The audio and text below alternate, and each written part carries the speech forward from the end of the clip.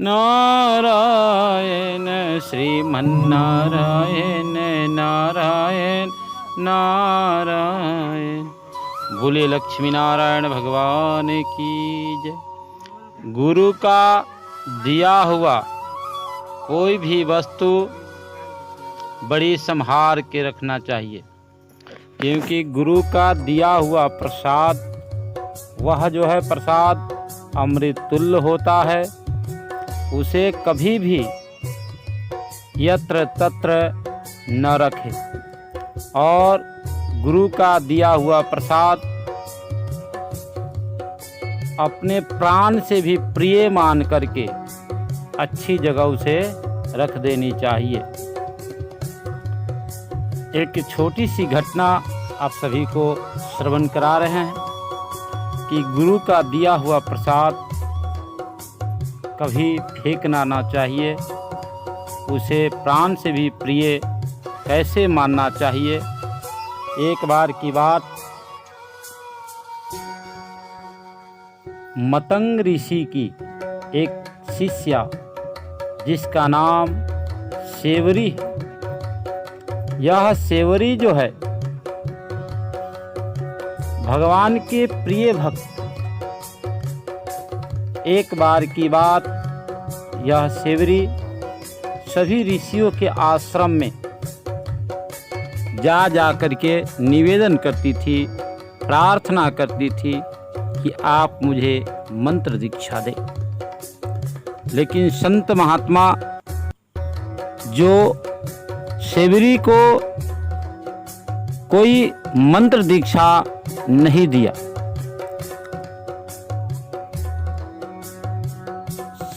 इसलिए कि सेवरी जो है नारी जाति की है, ऐसे सोच करके किसी संतों ने मंत्र दीक्षित नहीं किए। अंत में सेवरी जो है मतंग ऋषि के आश्रम में पहुँचे और पहुँच करके प्रार्थना की, प्रभु आप मुझे अपना शिष्य बनाए, मुझे मंत्र दीक्षा दीजिए, मुझे भव से पार करिए। ऐसी विचार करते हुए उनके चरणों में गिर पड़ी।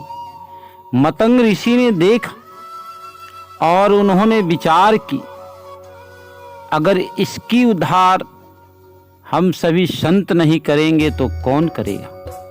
इसीलिए कहा गया है, संत हृदय नव नीत समाना।